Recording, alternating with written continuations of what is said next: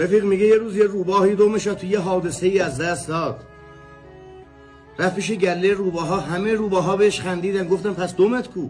گفت اتفاقا از روزی که دم ندارم خیلی راحتم، انگاری پرواز میکنم، آزاد شدم.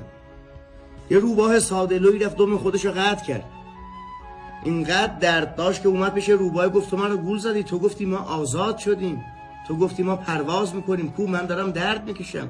گفت هیچی نگو، اگه گله روباها فهمیدن به ما میخندن.